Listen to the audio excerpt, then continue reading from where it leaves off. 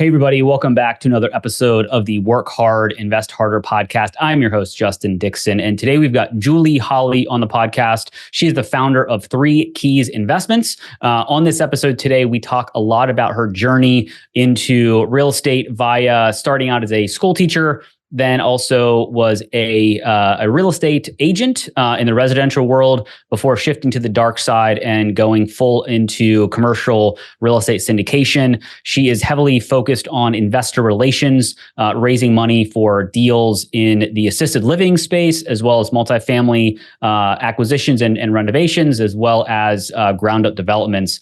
We talk a lot in this episode about things to ask a sponsor or somebody that's bringing you a deal if you are a passive investor, how to vet those sponsors and make sure that they are going to be the best steward for your invested money. Also, she is hosting her own Conscious Investor Growth Summit in Idaho, March 8th through the 10th.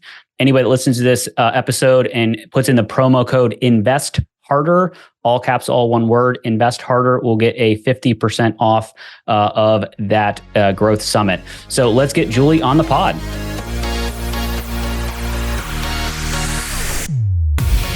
Do you love your job, but want other investment options than your company's 401k and trying to pick stocks?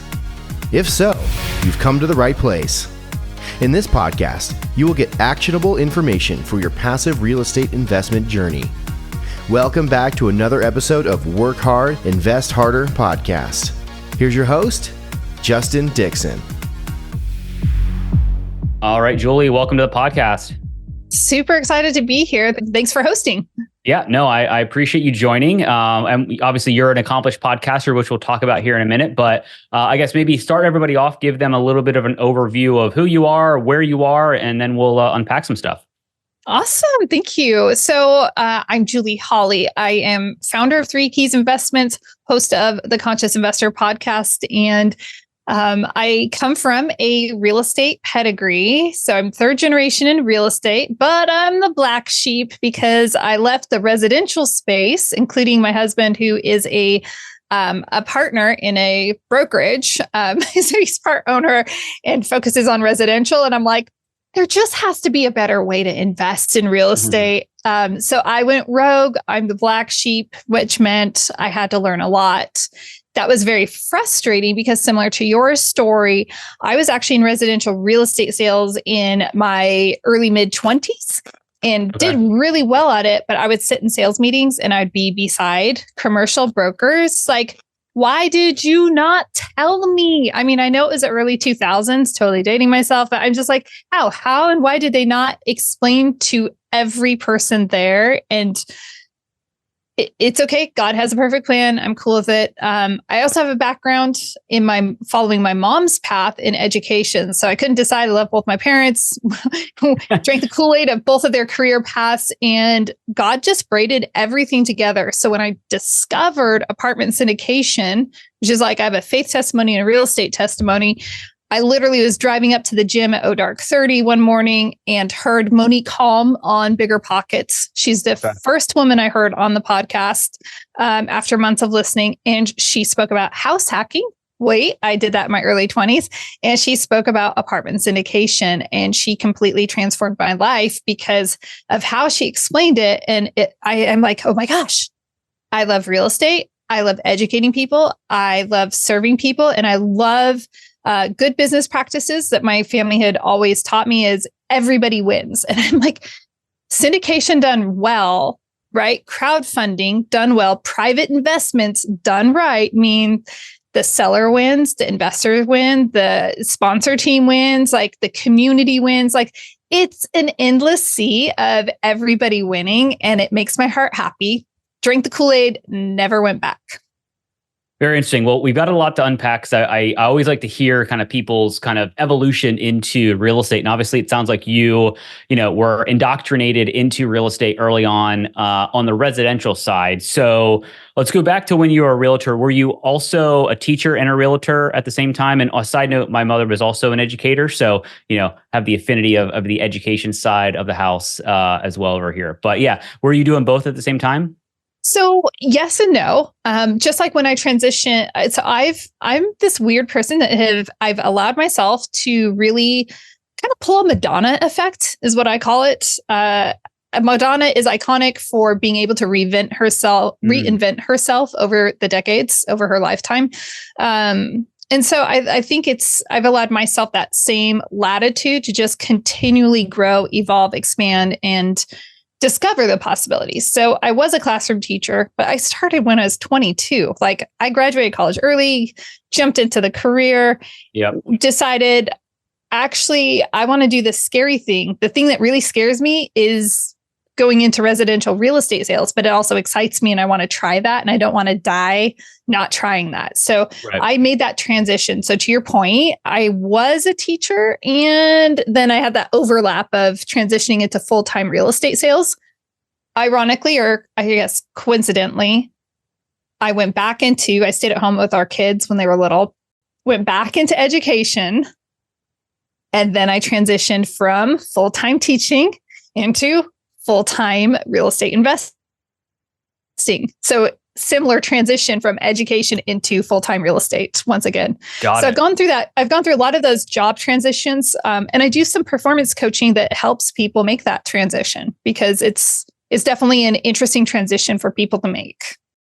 Yeah, no, I think there's a few things to think about there. One is there's a massive mindset shift because going from, a W-2 job, whether it's a teacher or a software engineer or whatever, into something that is unknown. You have to learn everything. Real estate sales is commission only typically, right? So you've got to kind of shift your brain away from, getting a steady Eddie paycheck. I will say our realtor that sold us our first house in Philadelphia used to be a teacher, and he was probably the most helpful, walked us through every step of the process, way in advance. Like he literally taught us along the way of buying a house. So I feel like that combination of teacher and into something different is, especially in something that's real estate where you have to teach people, whether it's buying a single family house or why should I invest in a syndication, which we'll get into, like you have to teach them and get them to kind of understand without selling, to them, right? Because you can come off salesy in some instances. So I think I've had a good experience with a teacher turned real estate agent, and it sounds like, that's been a good experience for you as well. As you kind of made that shift, like how did you and your husband and your family kind of think about that mindset shift of going from, we have a paycheck coming in every month and we may not next month because I'm shifting into a new career, right? That's a big, you said you work with entrepreneurs and try to make them understand how that works. Like, how did you guys kind of prepare yourselves for that? Well, my husband and I have also made this shift multiple times. So we had our first child in 2008. And at the exact same time, my husband was like, I want to go into residential real estate. And this is a complete, it was divergent from everything he's done. Right. And I'm thinking, we have different ways we tell a story because we both see things differently on this. But he says I laughed at him, and I'm like, that wasn't. It was just I thought it was funny, right? Because of course you would. It's the son-in-law thing to do in my family. That makes sense. And so we had gone through that already. I had left my job as an educator to stay at home with our son, and now we're leaving his steady Eddie paycheck, right, for him to go into residential real estate in the worst market ever. I was going to say he had the bright idea to do it in 2008. That's interesting. Nobody knew genius, how right? bad. It's probably genius because it was like get in while everybody's getting out and then, ride the wave up. No one knew how bad it was going to be that risk. Like nobody knew. And I mean, I'm raised in real estate. Like even though it was residential, you still understand the ebb and flow of how real estate works. And it's like, that's still, I understand. And that was a bad recession. But all that to say, we've gone through that transition multiple times. For us, and this is going to resonate different. So I'm going to answer this two ways. For us, faith is central in our life. And we just believe it allows us to live a very, a life that doesn't look like it makes sense to a lot of people. And we'll take these ginormous, scary leaps they'll look that way to other people. But if we both feel aligned, like this is where God wants us, we will go for it. And it has always worked out. It hasn't always been perfect, but it's always worked out. And so I think at this point, having done that for a couple of decades, we feel very comfortable. Doesn't mean it's not scary. Doesn't mean it's all of that. But I think that right there is really interesting, is that when the moment you step into the zone of being an entrepreneur, what you're really saying is you have to have a belief that is greater than you, because you're going to doubt yourself. You're going to not know really clearly, completely what the next step is. And you have to simply trust the process and believe like, all things will work out for me. All things guided me to this. So whether or not you share my same, listener, whether or not you share my same belief system, we all have to have some type of belief that is anchoring us, because as entrepreneurs, as people who leave that comfort and stability, and then let's just be real. Okay, let me finish my thought. But as we're leaving that, we have to have a greater belief. But really, what is the comfort and stability of that paycheck? And that's why I left education really full circle. The first time round was they were handing out pink slips. And that is really what gave me that last, okay, just go for it. And that is because although I didn't get a pink slip, it's like, oh, I thought that this really cushy, it's not cushy, it's hard work, but I love working with kids. So I'm like, I thought that this job was going to be steady and that I'd be able to just retire and have a great teacher's pension at the end of the day.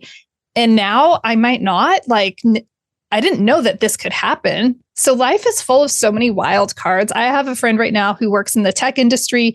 He just turned 60, and he's seeing what is happening with the different companies. And he knows, and I'm specifically not naming any type of names of any companies, but he knows how things fall. And he has said, I'm an old timer. I better be investing in real estate really well, because if something happens to my division, I'm going to be one of the first to go, even though I have more experience, knowledge, all of that. So we can't have that comfort and security in that paycheck at the same time. Yeah, no, I completely agree. And, I think, I've been in recruiting my entire career, 17 years. And, I've worked in corporate America and startups. And unfortunately, when they have to make their budgets and their investor, returns, when you're an employee, you are an expense, unfortunately. And you could be the best employee in the world, and you may be the one that gets the pink slip or thanks, but no thanks. So yes, I've seen it myself in the sense of I've hired a lot of people in my day.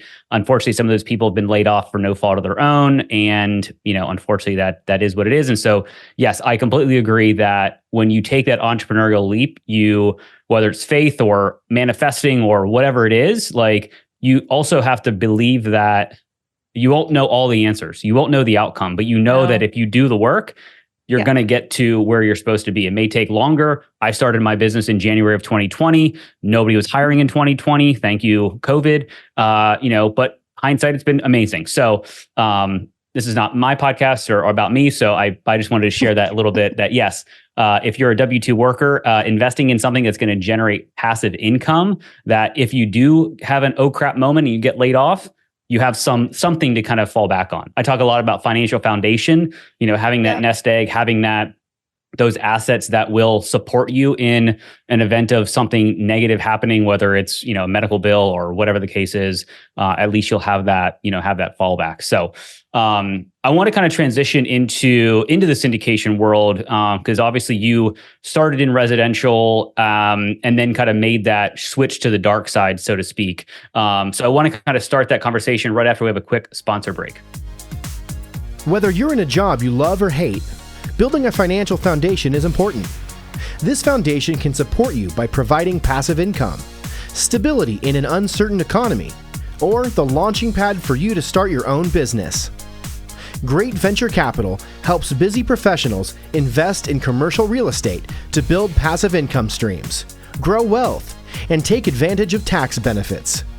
If you'd like to learn more, check us out at greatventurecapital.com or send an email to justin@greatventurecapital.com. All right, we are back on the Work Hard, Invest Harder podcast. We've got Julie Holly on. And so we're kind of in the process of making the shift in your journey to kind of the commercial real estate side. So when would you start kind of that shift? Why? And then we can kind of unpack some stuff and talk about passive versus active and all of that.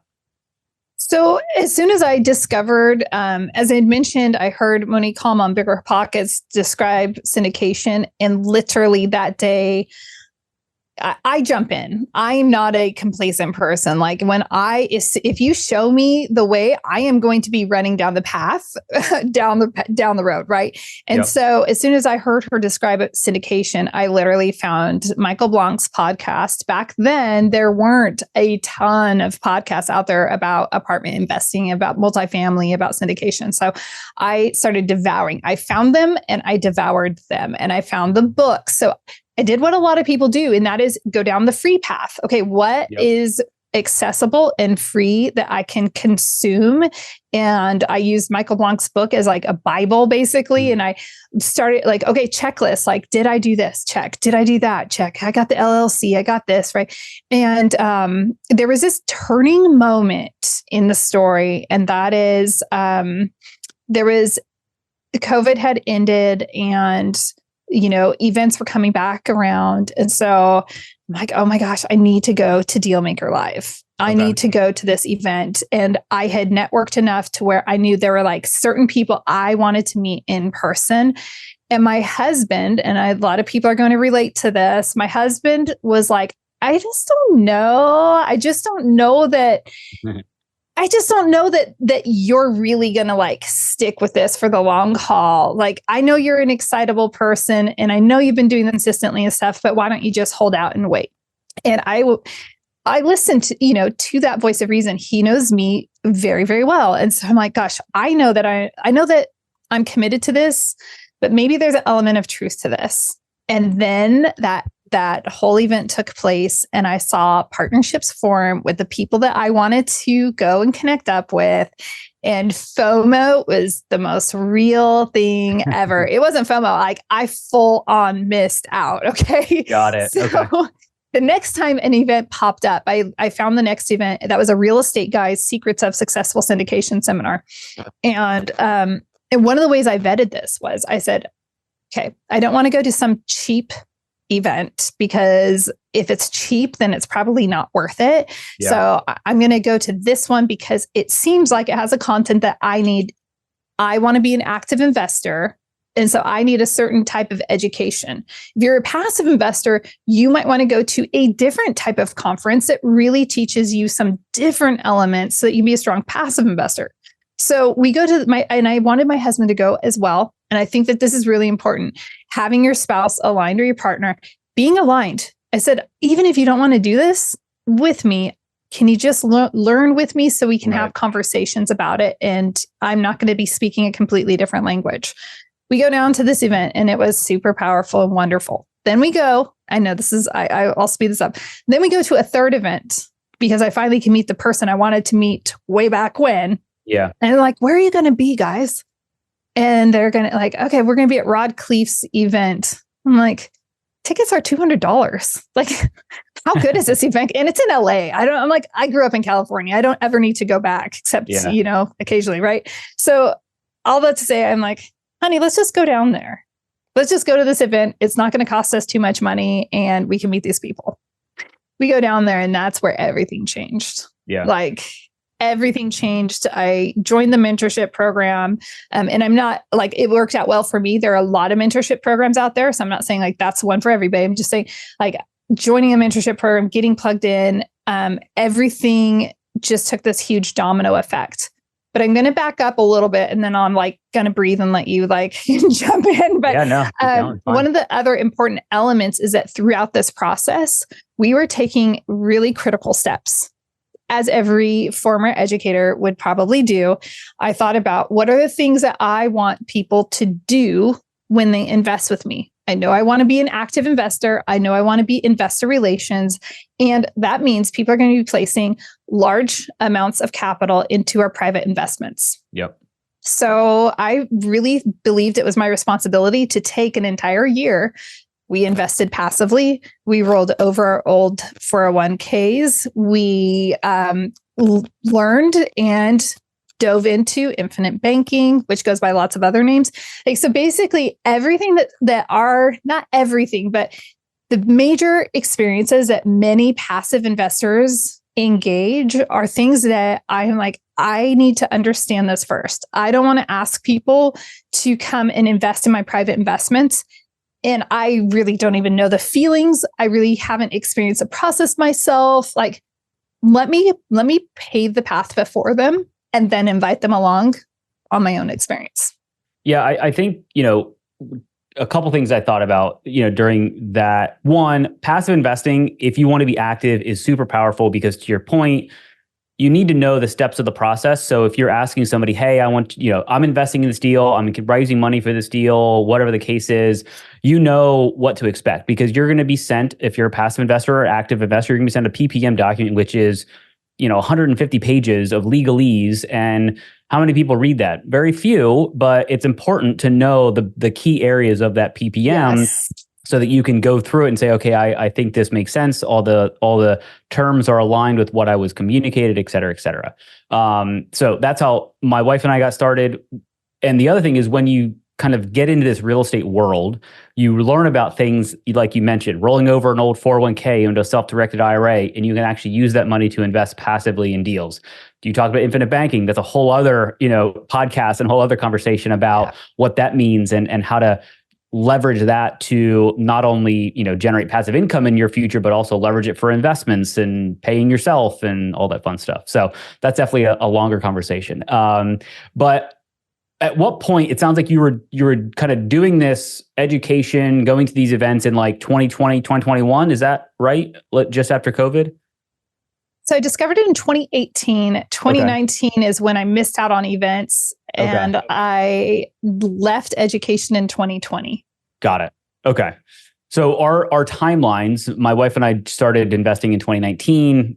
2020 was our kind of like my crap year, because I quit my corporate job and started a recruiting business and focused on real estate. So that was, but the silver lining, I think, to your point, is COVID and the shutdown meant I had a lot of time. And so I dove into real estate syndications, right? And there is a lot to learn. And, you have to form partnerships like you did at events. You have to find other people that are experts or more experienced or have more money, et cetera, et cetera. When you think about syndications and in your syndication journey with Three Keys, what job or what area of the syndication do you do? Are you finding deals? Are you only raising money and doing investor relations? Like where do you fall in that, that general partnership group that kind of sits on top of, the deal that's being found? Investor relations. That is all I've ever wanted to do. And that's so funny, because a lot of times investors will say, I don't know what I would be good at. I don't know what role I should be. And I've always known. And the reason is because it is the education. If you're good at investor relations, then you are creating content that is informative, that's educational and supportive of your investor base. And you have a way of communicating that in a way that is not high level, that you're able to bring it down and make it accessible to investors at every level of the game. And so it's really important to just like put all of those elements together. So I love supporting the investors. I believe that if you're going to be good at investor relations, you need to have a heart that is actually mother henning, kind of hedging and protecting your limited partners. So there have been a couple of times I have very solid partnerships, and all of my, they're amazing people, but I am that one that brings up at the table, when the GP members are meeting, I'll be like, and the passive investors who have no voting rights, this is what I hear them saying. Right. Yeah. And so we have to have somebody that's sitting at the table that is actually serving as that voice for the limited partners, to advocate for them. And again, that doesn't say like my partnerships, they're solid people and they're great people. But sometimes we just need to also really raise our level of awareness to say, we really need to, it's easy. This would be the best way for us to go about solving this situation. Or it could be, we could go all these different ways. Which way are we going to go? Okay, well, let's go back. who are we, like our fiduciary obligation and responsibility is to our limited partners. So I think that that's all super important for people to always keep in mind, and to ensure that when you're placing an investment, do you have somebody that is literally dedicated to advocating for you at the table? There are a lot of people out there raising capital, and like they're just doing it for, let me get my, acquisition fee, and let me do it to get all these fees and get my split and my units, and I got this much GP ownership. Like, who cares about all of that? Like, are you taking care of the people that you set out to care for? Yeah, I think, you were investing in the same time frame that we started investing in 2021 and 22, when, deals were flying off the shelves, people were spending a bunch of the money, interest rates were super low, and it was exciting, right? We got into a lot of deals, and now we're realizing that buying. And I guess I'll ask this question first. I guess, what type of syndications are you doing? Are you doing the traditional, BC class 100+ unit value add in the Sun Belt, variable rate debt, bridge loan into a refi? Like, is that the model that your partners are doing? No, it's not. And a huge reason that it's not is because I was raised in real estate and I did see a lot of things that you can't unsee. And so I've always had an aversion to variable interest rates. Like, It freaks me out. Literally, I have a sleep at night policy. That does not pass my sleep at night policy. I like that policy. There are times where it is appropriate to have a bridge loan. And right now we have an assisted living facility that we acquired maybe 4 months ago at this point. And so in that case, we used bridge to go into a HUD product, because HUD takes a long period of time for it. It could be, it can take all the way up to a year for HUD to approve your loan. And so in order to work with the timelines, yes. However, in that case, we actually have kind of some bumpers, some guardrails in place. So, that bridge loan has the multiple extensions on it. We just hedged in so many different ways. So it's okay, and our broker is confident and, was simultaneously working on the HUD loan and underwriting the bridge to the HUD standards and everything. Right. So, we just went through so many measures to ensure that we were being safe utilizing that tool, because it is a tool to be utilized. But it could be utilized for good or bad, right? If you don't know what you're doing and you just run in and get a variable rate debt without a rate cap or any kind of financial cushion, yes, it is. And we're seeing it in the multifamily market right now, right? Gosh. A lot of people are losing deals, recapitalizing deals, et cetera, et cetera. So it's scary. Yeah. For your part, it sounds like you've got a core group of a handful of people that like, and trust, that I'm assuming that they are the ones that are out finding the deals. Yes. You are brought in as, hey, we found this assisted living facility in some place, and you're brought in to say, hey, we need to raise this much equity, and you come in and help with that. Is that kind of the model that you have?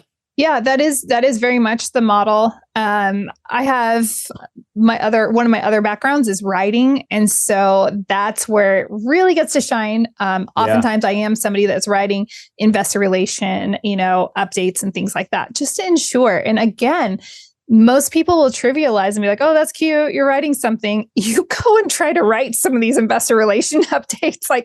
You have to take these really complex terms. You have to understand and use discretion. How much do you say? Your partners your passive investors need to be informed. They need to know everything.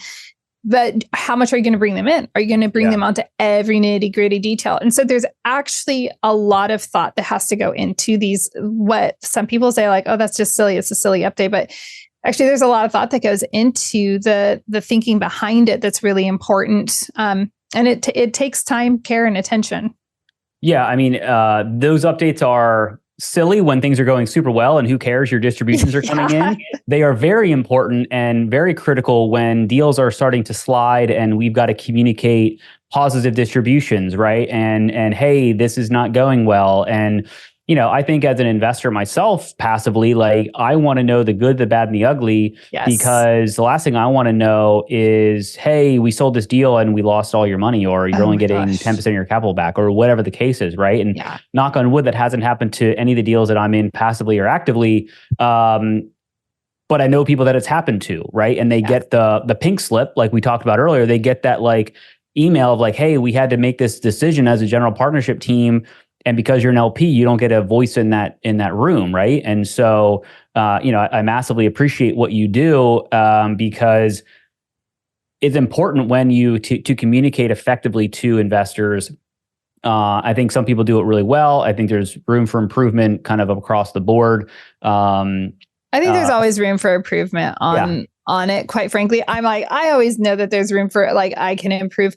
But, to your point of keeping investors up to date, we're in the midst of a 184 ground up development, Class A multifamily in the Sun Belt. And we had a road closure that set our timeline back. And then with that delay in the road closure, then we ran into the interest rates. Now, that's just what happened. And we had somebody pass away. Like we've kind of had a lot of stuff happen on this deal. You have to communicate that. And you have to say in those updates to say, hey, city council still hasn't, given us approval on the road closure. Like we're still waiting for that. Okay, we're still waiting to hear for our pre-approval on the loan through HUD. We're still, you have to keep people because everybody wants to know what's taking place. It's when you're silent and you're not saying anything. Now, at this point, just to be clear, like at this point, we've been in tandem, doing site prep, getting permits, we've been moving and shaking things around as much as possible, and actually increased the value of that land already, like substantially. And so there's already appreciation at hand. So it's just that you have this delay, and we can't change it, but we have to communicate it. Well, and you communicate what's going on, what went wrong or what happened, but then what are we doing to mitigate, change, pivot, whatever the case is, right? And instead of just saying, hey, our interest rates went up, so our hands are tied. Like you have to at least communicate, like, here are the things that we're looking at. Here are the things that we're trying to do to mitigate it. Because everybody can play Monday morning quarterback and say, well, you should have bought a rate cap, or you shouldn't have done variable rate. Well, it's like, yeah, we shouldn't have, or we should have done something different, but we didn't. And here's where we are, and here's where we're moving forward. So, so what is kind of your area of focus? Because obviously we've already talked about two separate asset classes, assisted living and grounded development, multifamily. So what are the areas, or if somebody's listening to this and like, hey, I'm interested in, learning more, like what kind of assets do you kind of focus on? Those are the two asset classes, multifamily and assisted living. I put them in this one bucket called housing for humans. And so there are a lot of really great asset classes that we can invest in and we can diversify in. And instead of having shiny object syndrome, because let's be real, they all have their times when they shine. And every single one of them gets to be like the star of the show at different points. Multifamily sunsetting right now, and self-storage, I think is actually on its I think it's going to get taken over by light industrial on the who's in the limelight type thing, right? So somebody's always in the limelight as this is the it asset class type thing. But my heart has always been, I want to support humans. I want to provide a difference. Maslow's hierarchy of needs, like shelter is one of the primary needs. And if we can truly serve people on such a powerful level as to create a place that they love to call home, whether that be in an apartment complex or in an assisted living community. And either way, if they can love and call that home and say that with heartfelt passion, then we've done our job. Like we have served them and a community well, because I believe people show up much better in life when their basic needs are met. And no, I completely agree. And are you only doing development deals for multifamily, or are you doing acquisitions and kind of all of it? Okay. But let's just say all of it. I have not done Class C. So we've done A, we've done B, we've done everything from the ground up development to fully stabilized to light value add. I have been. Where are you doing them? That's another one. I'm market agnostic. And this is beautiful. I mean, I have a really strong network, and one of the rules though that we have is we generally, so far we've never, but it's like we don't partner with people we don't know. Like, have I known you for a year? Have we broken bread? Have we created content? Do we actually know how we're going to show up? And I think a lot of the blood in the streets is because people are like going to events. They're on the event high and they're like, oh my gosh, I like you, Justin. You're so cool. Like, let's do a deal. I'm like, that's super cool that you guys like each other. But how about you actually test that? And then you start seeing, do they show up to the podcast on time? Can we communicate well about things? Can we do like actually getting to know people and seeing how they show up in different settings, even going to events and like, I don't mean to sound creepy, but like you can just watch, like if you think you want to partner with somebody, just watch how they carry and conduct themselves at an event and say like, do I want my brand associated? Like, is this going to be complementary? Are we going to be mutually beneficial to each other's ecosystems? Because we're going to be partnered up. And do I want that person as for years, right? Like, it's not like this is like once the acquisition is done, that's when the work starts, right? Like, the next 4 or 5 years is you're attached at the hip, right? I want to talk a little bit about something I think is very poignant right now, given where we are. We're recording this late January 2024. Vetting a sponsor, vetting a general partner.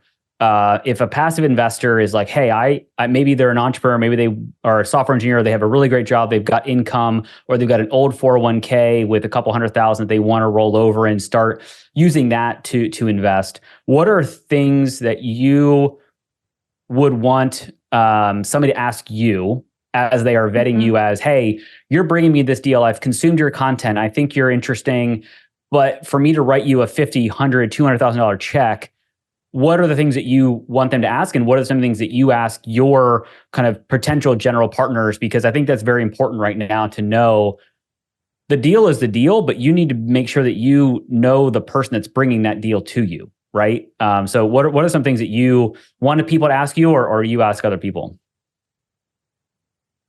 I ask very different questions than a lot of people ask. And I'm going to answer this question in a little bit different way and say, even when I have investor discovery calls, I know they're not normal investor discovery calls. I know that there are a lot of times people be like, I've got 15 minutes. I'm going to go down this list. I'm going to make sure I've got you qualified. I'm going to make sure I know your income. And if you're accredited, do I even like you? I might not want you in my private investment community. Yeah. If we don't get along, because so check mark number one is, do you even like talking to the person?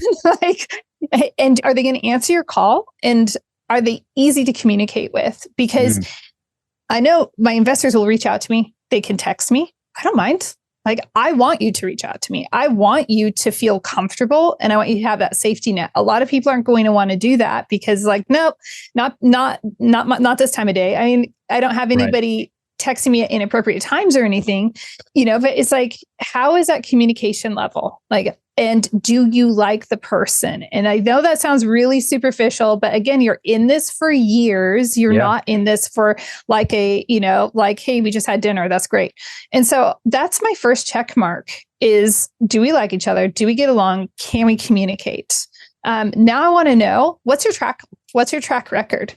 And that's fine if you're new into the multifamily. So if you want to get involved with somebody who's new, okay, that's fine. But what's your track record?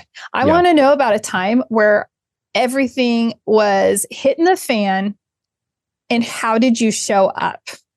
Like, did you cave? Did you collapse? Like, I want some examples of how did you navigate deals? How did you navigate when they didn't close that road and that delayed your project? How did you navigate when the interest rates were adjusting? How did you navigate when you lost your job? If you're new to, like, you're not, but like maybe you're trying to vet somebody who's new and they're trying to make that transition. Like, just see how people show up in the hard times in life, because that's the character. And I believe that it's character that is going to drive the best decisions. And so is this somebody that's actually going to show up as a selfish jerk? Or is this somebody that's going to actually advocate for me because their ethics and integrity are so entwined with who they are that they couldn't sleep at night if they didn't do the right thing? Right. And then I'm going to throw one more thing in there. And this is like a newer, and again, I know that these aren't the normal check the box. Like we could go through underwriting and say, look for, these 5 things. Cause I have those. Everybody talks about that, but a lot of people aren't talking about these elements. And I'm starting to look around. The LinkedIn I can't believe this is the first time I've said this out loud. LinkedIn used to be my favorite place. I've been mostly off of LinkedIn for about 4 months now. And, it's because I'm discouraged. I feel like it's not predatory in a sense of people are trying to take advantage, but it's the same old. And it's like, let me tell you my story and why you should, invest with me and have passive real estate. Like, yes, you should. And yes, that's great. And get the brand message out there. I do understand that. At the same time, maybe you're too hungry. Maybe you're too 100%. Hungry and you're posturing a lot and you're flexing a lot. Like, I don't know. There's something there that, and I have a post on authenticity on LinkedIn from December, I think of 2023. But there's something that's just, that's not lining up right now for me with how a lot of people in multifamily are showing up, or commercial real estate, to the table, that's making me feel hesitant. And I've learned which intuition to trust. And I'm like, okay, there's a red flag there. And I would just be mindful as to who you are investing in. And like, if you see them and they're flooding the gates too much, maybe there's something going on. But I admit, I used to flood the gates a lot also. So I'm like, not saying that people are bad. I'm just saying be wide-eyed. Yeah. I mean, at the end of the day, everybody looks great on Instagram or LinkedIn or whatever. Right? I think, one thing that I've shifted away from just for podcast guests, I don't reach out to people on LinkedIn anymore because everybody looks like a genius and they're super successful, and a lot of them are. But if I do, I ask them about how are their deals performing right now?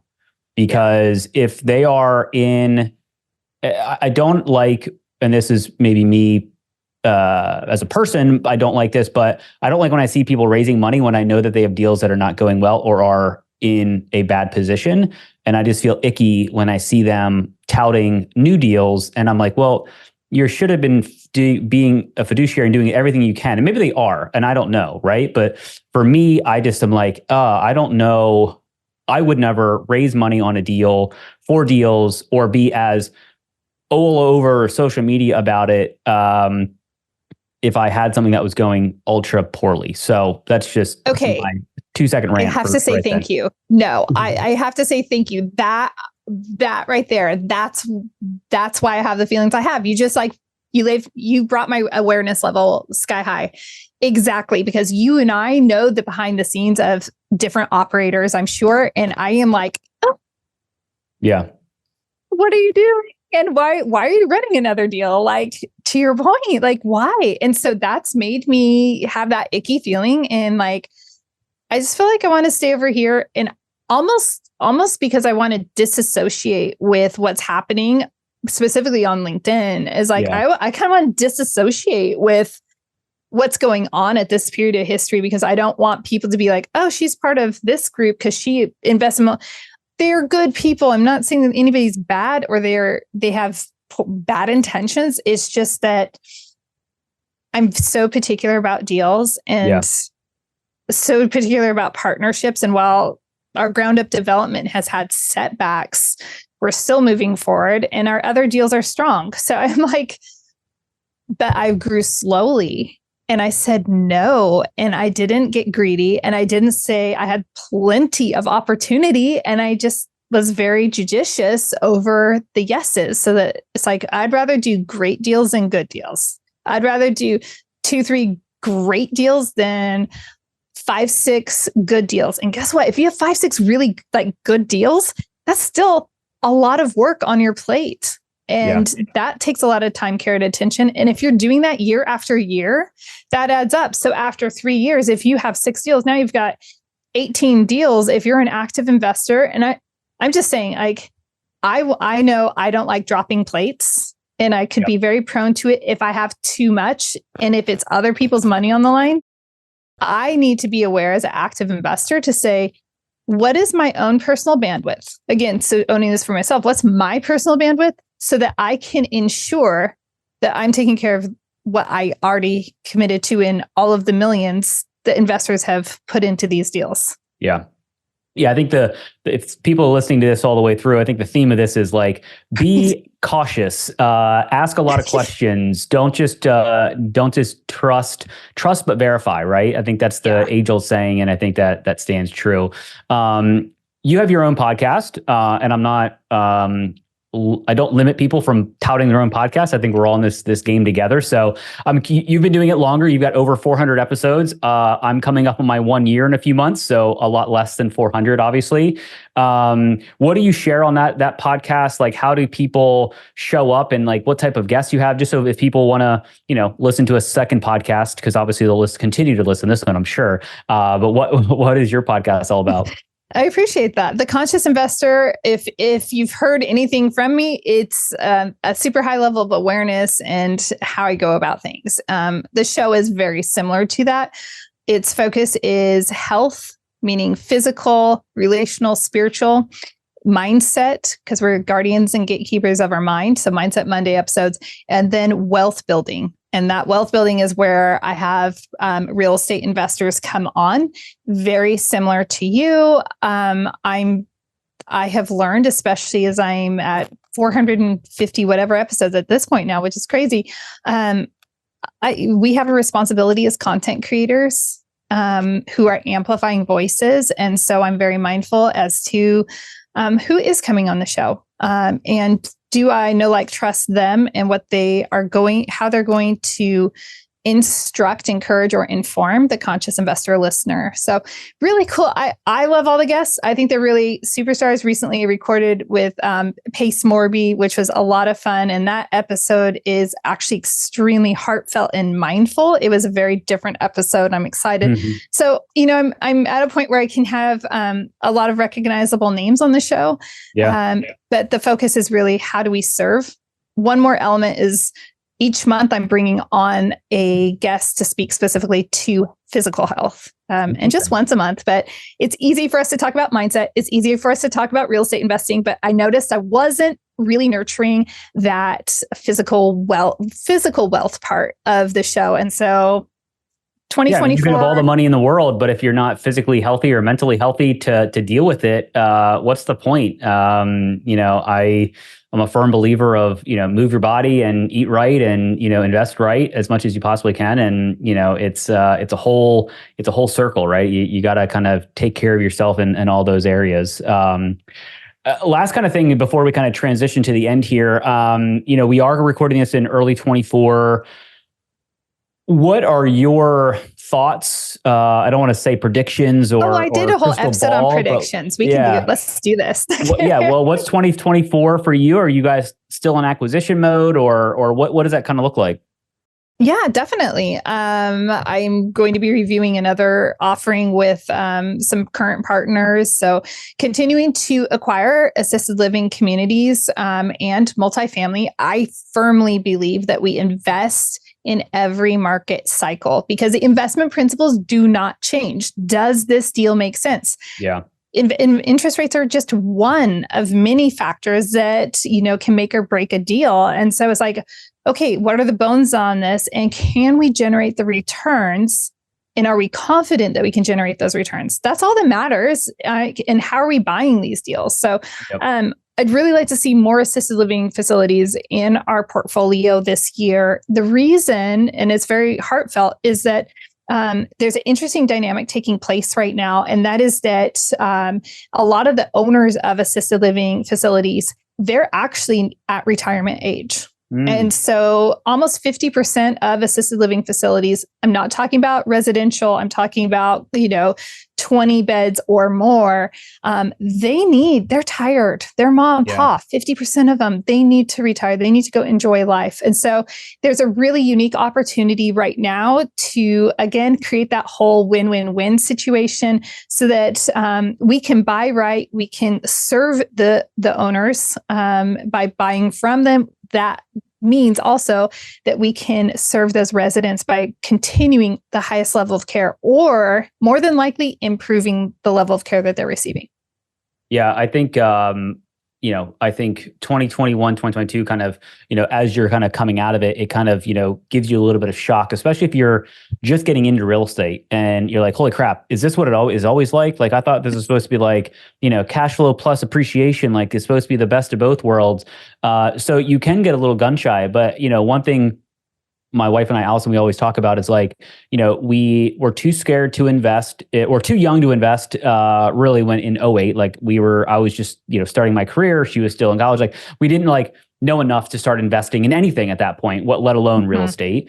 And then, so we missed that kind of generational wealth transition. We missed COVID. And now we're like, okay, well, this is another time where wealth is going to be transferred from unfortunate syndicators that overstretched or overbought, whatever the case is. And some of these big institutions are going to come in and scoop these things up for pennies on the dollar, hold them for a few years, and then sell them and make bunches of money. So to your point, I think 2024 is going to be probably slower from a transaction volume standpoint than 2022 or one for sure. But if you can make a deal work, if the deal still pencils, if you can still make it work and have the returns that you're projecting, in theory, the deal should be a slam dunk because potentially interest rates are going to be not increasing, maybe dropping. So I think if you can make a deal work in 24, I think it could be a really good buying opportunity. But we definitely don't want to miss this next transition of wealth that's likely going to happen over the next probably 12 to 18 months. Okay, I'm gonna harp on it just ever so slightly and say I think that's one of the talking points that's out there. You know how we always, it's like I live in a place where it snows. Like, oh, is it gonna? The squirrels, there are more nuts on the trees this year, so this must be a hard winter. It must be that. And with the transition of wealth, I've heard it over the years so many times. Like, oh, this is gonna be it. This is gonna be it. This is gonna be it. And it's like, and this is why. Just simply being disciplined investors and being consistent and disciplined, regardless of the ebb and flow or what's easy to say, being consistent and being disciplined is always going to pay out. I totally agree. I want to transition to the end. I've got a 3-pack of questions that I ask every guest. So I want a 6-pack. Sorry. No, I'm going to do 3. I feel like 6 is too long. 3 is perfect. I feel like. So the first question is, what's one piece of advice that got you started or helped you along your real estate investing journey? My mentor really drilled into me to know the numbers and to never settle and to never get into a deal that was marginal. And I think that's something that is forever imprinted on me. And it should be, good investors should always never settle. Yeah, it's we all use Excel documents, so you can move things around and make the numbers look amazing. But once you start doing that and getting a little greedy, that's a recipe for disaster, unfortunately. So big time. Question 2, what is your favorite real estate or business book that you're into right now? Oh, golly, real estate or business book. I am actually devouring, and I'm like, it's probably, it is right here. I've been devouring Donald Miller's book, Business Made Simple. Okay. I really like it because I do have a background in education. And so I don't have an MBA. And so there is an element where there's an obligation on my part to continually improve my business practices and my understanding.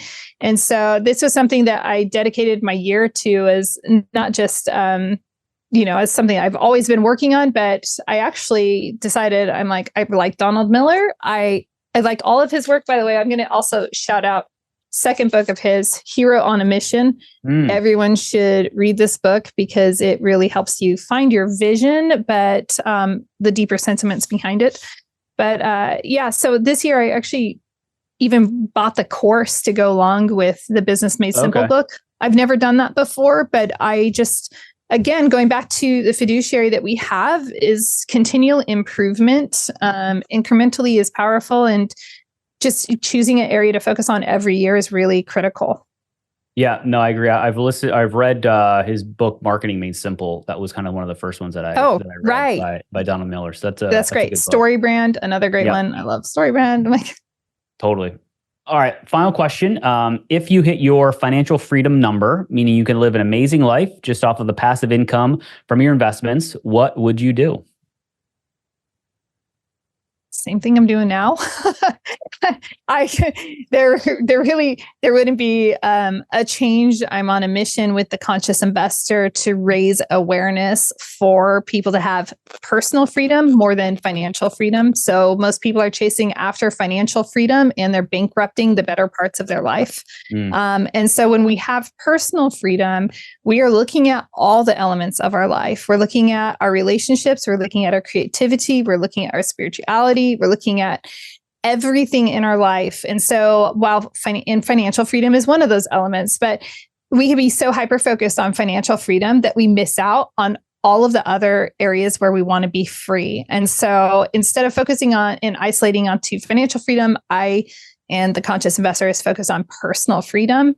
And I want everyone around the globe, like it's a crazy grand goal, but I want everyone around the globe to experience personal freedom. And one of my friends gave me pushback and said, what about the people in countries where, and he was talking about hardships and everything. And I said, I don't have to personally know what personal freedom looks like in around the globe in every spot, because people will rise up and be the champion and the pioneer of supporting people in their cultures around the globe in discovering personal freedom.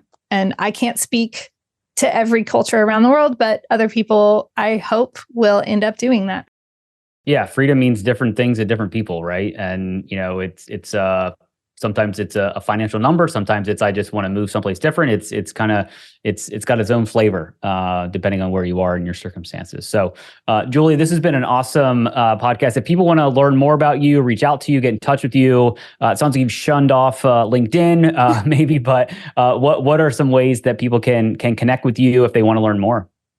Head over to 3 Keys Investments, all spelled out and plural. 3 Keys investments.com. And you'll have access to everything, to the podcast, to, if you're interested in learning more about our private investor community.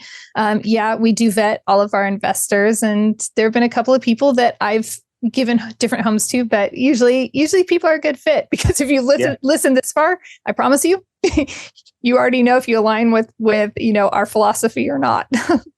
Yeah, no, that makes a ton of sense. We'll have all that stuff in the show notes, obviously. But Julie, this has been awesome. I appreciate you being on the podcast. Yeah, thank you so much, Justin. It's been a great time. I hope you got value out of this episode of the Work Hard, Invest Harder podcast. Your one-stop shop for education on how you can continue to work hard in your career and have different options to invest even harder. If you took anything away from this episode, please leave a written review. I read every review as it helps me serve you better. If you're listening to this podcast, it means that you want to grow your passive real estate portfolio. The easiest way to do that is to join our investor club by heading to greatventurecapital.com/invest. The link is in the show notes. See you on the next episode.